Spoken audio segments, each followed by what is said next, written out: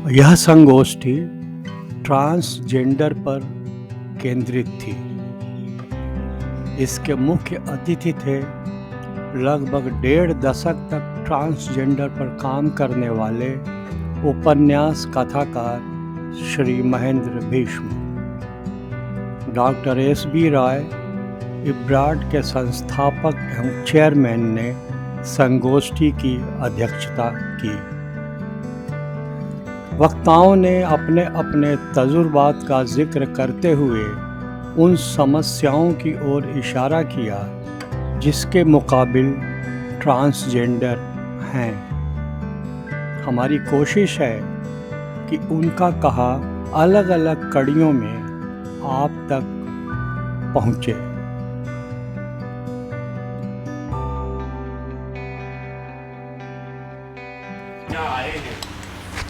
उनका स्वागत और उनके आने से ये कार्यक्रम सफल हुआ है। मतलब ये ऐसे नहीं है कि आप लोग आके, क्योंकि मैं हिस्सा रहा हूँ इसलिए मैं अपनी ओर से भी आप सभी का धन्यवाद और स्वागत करता हूँ।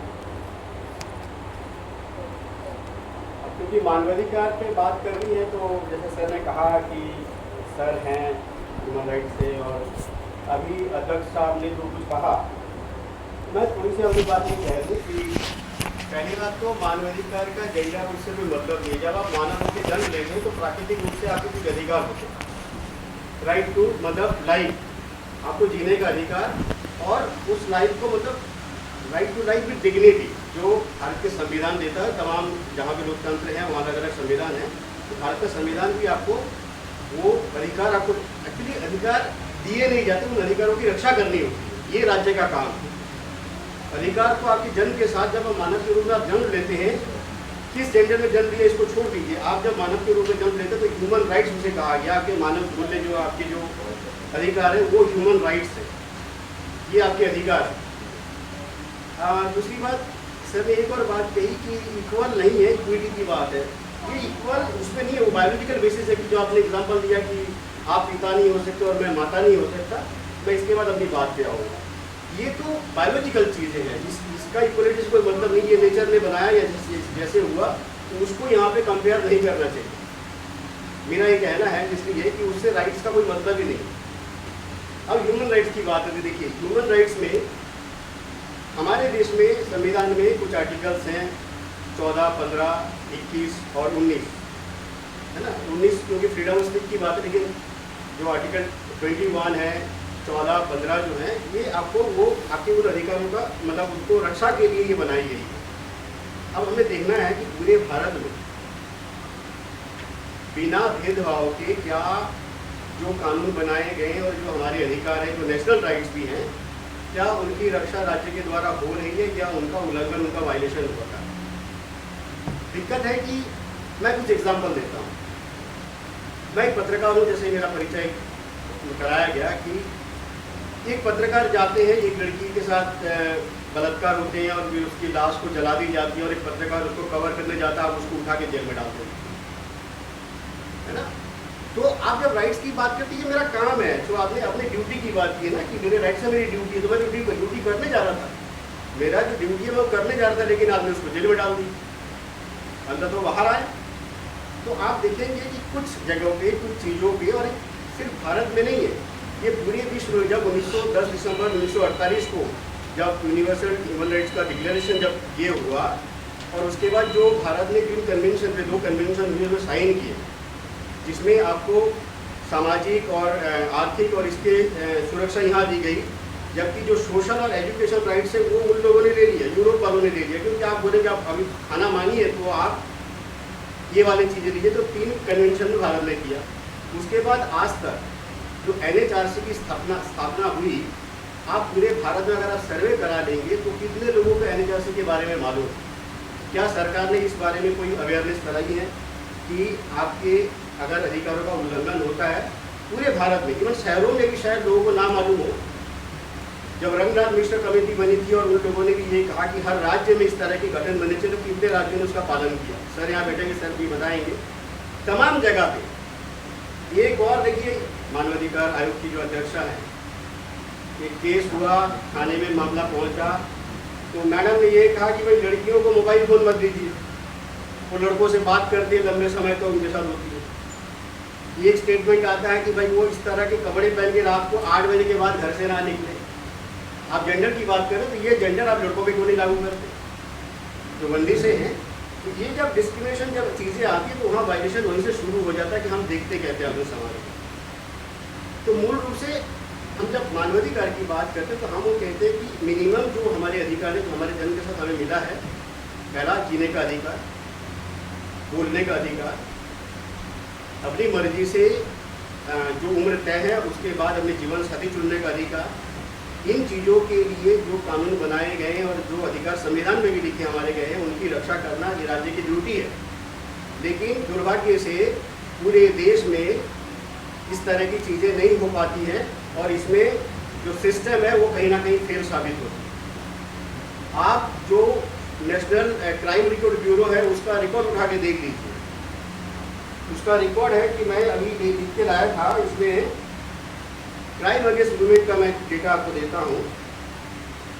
इसमें ये 2020 में जो है जो महिलाओं के अगेंस्ट जो केसेस हुए थे वो थे 2,28,650।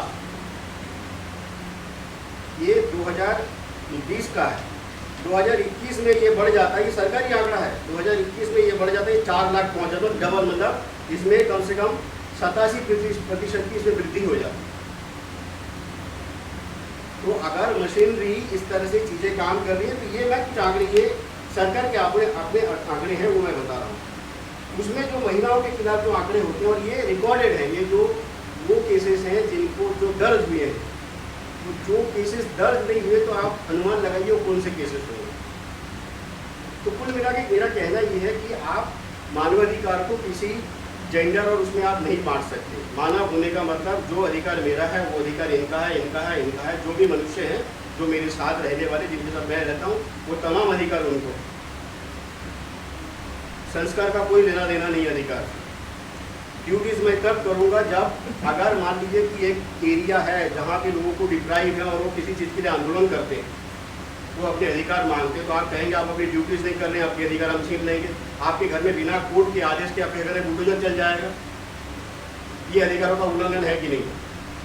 आप बेशक कीजिए, कानून आपको देता है, कानून के तहत आप जाइए, लेकिन कोर्ट से चीज़ें होने से पहले तमाम जगह पे आप देखेंगे कि मशीन चली जाती है और आप पत्थर गिरा देते हैं। तो मुझे लगता है कि प्रोसेस से तमाम चीज़ें होनी चाहिए।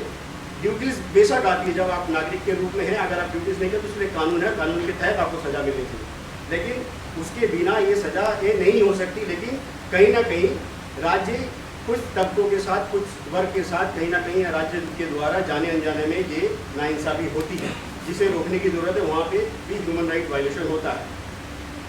पुलिस महकमे की बात करें तो ये पुलिस वाले बेहतर जानते हैं तमाम जगह पे। मैं जब ह्यूमन राइट का कोर्स मतलब मैं पढ़ाई कर रहा था, मेरे साथ दिल्ली के वो उसमें थे, अभी हमारे मित्र थे और हम लोग क्लासमेट थे और हम लोग पढ़ रहे थे। तो मैंने उनको पूछा कि सर ये जो पुलिस वाले हैं, ये एक बार किसी को उठा लिया बाइक से, तो मैंने कहा कि सर उसके वास्ते कुछ नहीं था, उठा लिया। बोले यार तुमको पता नहीं है, हम लोगों को बताना पड़ता है कि हमने एक दिन में इतने केसेस किए, तो कुछ देर के लिए उठा देते। तो मैंने कहा जो निर्दोष हुआ और उसको अगर लगा कि भाई मेरा तो अपमान हो गया, मैं तो अच्छे घर का हूँ, मुझे बिना बंधे जेल में डाल दिया, लॉकअप में रख दिया, और उसके बाद वो कहेगा कि अब तो मैं क्राइम करूँगा, क्योंकि दिमाग को आप नहीं पढ़ सकते ना, वो साइकोलॉजिकली वो डिस्टर्ब हो जाए और वो कहते कि अब मैं करूँगा सदा। तो आप क्या कर रहे हैं? तो ये चीज़ें आप देखेंगे कि और इसमें ऐसा नहीं है कि उसमें ये देखा जाता है, लेकिन उठा लिए जाते हैं। तो कुल मिला के हम ये कह रहे हैं कि मानवाधिकार जो है वो मनुष्य के जन्म के साथ उसको जो अधिकार प्राप्त होते हैं वो मानवाधिकार है, और इनकी रक्षा करना ये राज्य की ड्यूटी है। और राज्य अगर इसमें फेल होता है तब कहीं ना कहीं ये उसमें प्रश्न उठेगा, और उस प्रश्न को फिर आप कहेंगे कि ये आप राज्य या राष्ट्र के खिलाफ बोल रहे हैं, ये इसको नहीं माना जाएगा। यहाँ पर ये चीज़ें नहीं होनी चाहिए। ट्रांसजेंडर के ऊपर जो है कि जो हमें लगता है कि है वो मनुष्य, हमें वो पता नहीं क्यों मतलब हमारे समाज में एक ऐसा टैबू बना दिया गया कि हमसे अलग है। मैं दिल्ली में आपको बताऊं कि जब मैं पढ़ के आया और मैं JNU के सामने एक जगह अमेरिका वहाँ मैं रह रहा था, वहाँ पे कुछ साथी मेरे दोस्त थे उसी सेक्शन से, तो वो जब घर लेने जाते थे किराए पे, तो उनका जो मकान मालिक होता जो किराए का मतलब जिसका घर है वो बहुत नॉर्मल नहीं होता। वो आसानी से घर नहीं देता कि नहीं देंगे, ये तो गंदे होते हैं, ये ऐसे, मतलब वो उनको पता नहीं कैसे उनको बता दिया गया कि जो मतलब ट्रांस वुमेन या ट्रांस उसमें गए हैं वो गंदे होते हैं। तो अब मैंने कहा कि किसने बताया आपको कि गंदे होते हैं?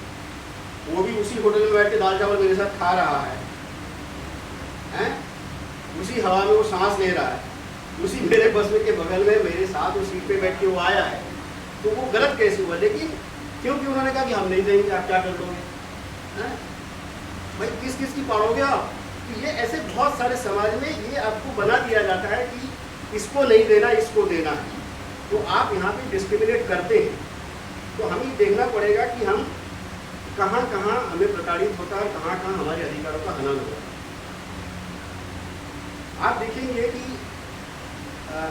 ये जो अभी जैसे ट्रेन में कई बार देख जाते हैं कि बोलते हैं कि भाई हिजड़े आ गए, ठीक मांग।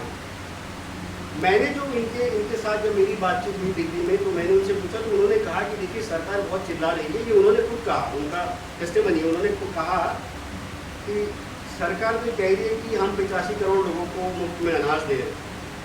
तो उनसे पूछिए कि हमारा तो आधार कार्ड ही नहीं बन रहा, क्योंकि हम आधार कार्ड बनाने जाते हैं तो हमारी चीज़ें पूरी नहीं होती, ये लेके आओ, वो लेके आओ, सर्टिफिकेट लेके आओ, हमारे राशन कार्ड नहीं बनते, हमें तो अनाज मिल नहीं रहा। तो बेसिक राइट टू फूड जो है वो तो आपने डिप्राइव कर दिया। फिर आप जब उसको वो वोटर पहचान पत्र आप कहीं कहीं उसको नहीं देते, उसको एक्सेप्ट करते हैं, तो आप उसको नागरिक होने का भी अधिकार आप उससे छीन रहे हैं। तो कई जगह इस तरह की डिस्क्रिमिनेशन उनके साथ होता है। वो कहते हैं कि हम हॉस्पिटल में जाते हैं, उनके कुछ स्पेशल ट्रीटमेंट होते हैं, वहाँ पे भी डॉक्टर उनके साथ कुछ अलग तरह की वो करते हैं। तो ऐसे तमाम जो रोज़मर्रा की जो चीज़ें जो जीने के लिए जो बेसिक ज़रूरतें हैं, उनसे भी उनको वंचित किया जा रहा है। तो मुझे लगता है कि सीधा सीधा ये भी मानवाधिकारों का उल्लंघन है। मनुष्य पहले तो है कि मनुष्य के रूप में उसकी पहचान कीजिए, बाद में आप जेंडर में आते रहिए, है ना। तो मनुष्य के उसमें वो उनका जन्म हुआ है और वो मनुष्य के समाज में ही है। क्यों नहीं उनके पढ़ने लिखने की और तमाम चीज़ों पे उनके साथ भेदभाव होता है? इन तमाम चीज़ों के मुझे लगता है कि किसी भी संवेदनशील समाज को, वहाँ की संस्थाओं को इस पर विचार करना चाहिए। और मुझे ये देखना चाहिए कि कहाँ कहाँ जब हम ड्यूटीज़ की बात करते हैं तो पहले हम ये देखें कि क्या जो उनके अधिकार जो उनके जन्म के साथ उनको मिलना चाहिए था, क्या उनकी रक्षा हो रही है, उन्हें मिल पा रही है कि नहीं। अगर वो अधिकार उनको मिल रहे हैं तब हम उनकी ड्यूटीज़ की बात करें। देखिए, अगर मुझसे आप मेरे अधिकार छीन लेंगे तो मैं विद्रोह करूँगा, तो आप कहेंगे कि नहीं, आप तो ड्यूटीज़ नहीं कर रहे हैं, नागरिक के तौर पर आपको ऐसे रहना चाहिए।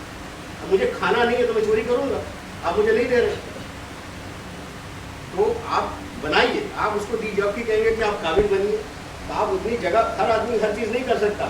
एक कारपेंटर को कारपेंटर ही कर पाएगा, हवाई जहाज नहीं उड़ा पाएगा ना।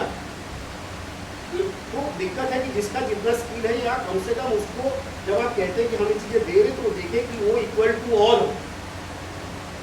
और जो विशेष रूप से इस हमारे समाज में जो पिछड़े हुए हैं, उनके जो अधिकार दिए गए हैं संविधान में, पहले उसकी रक्षा की जाए। बाद में आप तमाम चीज़ें करते रहिए, आपके पास पूरी सत्ता है, ताकत है, सारी चीज़ें आपके पास, आप एक कीजिए, कोई आपको नहीं रोका। मुझे लगता है कि मनुष्य होने के जो सामान्य अधिकार है, पहले उनकी रक्षा करना चाहिए। ये राज्य की भी ड्यूटी है, समाज की भी ड्यूटी है। इसी के साथ मैं अपनी बात खत्म करता हूँ। धन्यवाद।